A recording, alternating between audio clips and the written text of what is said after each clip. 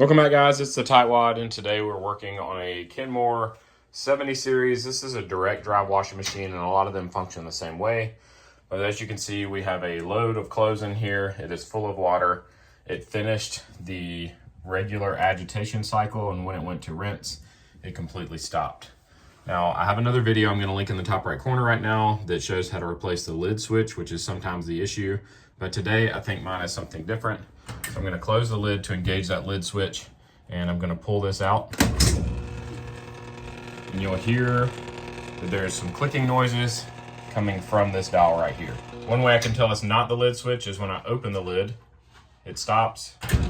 When I close the lid, it starts back. Before you get started working on it, make sure that you unplug your wash machine from the wall. First thing we need to do is get these plastic pieces off, and I've had mine off before, so they are a little bit easier, but if I just pull out on the top, they should slide right off. So I'm just grabbing behind this lip right here and pulling, and then the bottom piece kind of slides to the right. Now we have screws to remove. We have one screw here and one screw here. And these are just Phillips head screws, but they do require one of the wider Phillips head tips. Now this piece just slides forward a little bit and it should lift up. This is the back side of that dial that we're going to remove. The first thing we're going to remove is this wiring harness right here. On the bottom side of the timer, you can see there's a little tab right here that I'm going to lift up, and then I'm going to slide the wiring harness off. Now that that's removed, I'm going to pull out this little black pin. This is what holds the knob in place. And it just pulls straight out. I'm going to flip this over. Now the knob should pull out.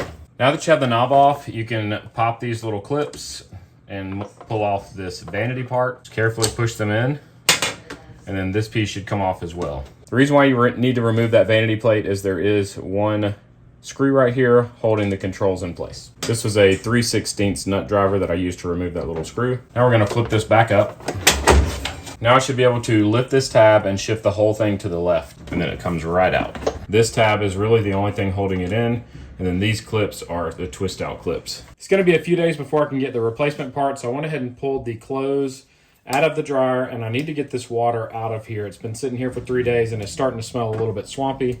I picked up this drill operated pump that goes on the end of your drill, and it works as a siphon to pump all the water out of your tank. So I'm going to drop this down into the washer and suck that water out. It took about 4.5 minutes to pump all of the water out of the washing machine. This thing worked really well. I'll make sure I put a link to it in the description for the video in case you want to pick one up. The new part finally came in. So to insert it, I make sure that the pin goes into the hole. Then I slide it to the right so that everything locks into place. We're going to flip this piece back down and insert the screw that holds it all together in the front side. When replacing this, you need to make sure that the one with the little ridge on it right here goes into the ridge on the side of this. With that in place, you can now put the knob back on, and the two ridges go opposite of the flat pieces you can see down inside here.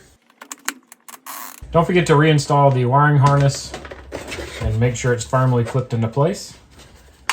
And then these white plastic clips go in the holes on the outside here. The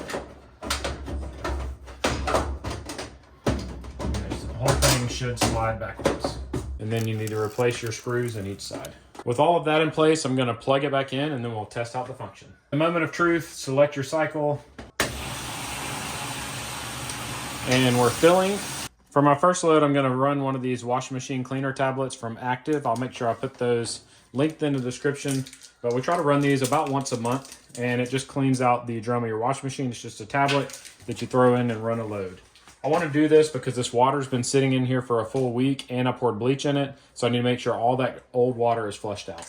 Thank you so much for making it to the end of the video. It'd be awesome if you'd click that logo in the bottom left-hand corner to subscribe to my channel, and maybe even check out one of my other videos shown on the right. As always, I hope you guys have a great day.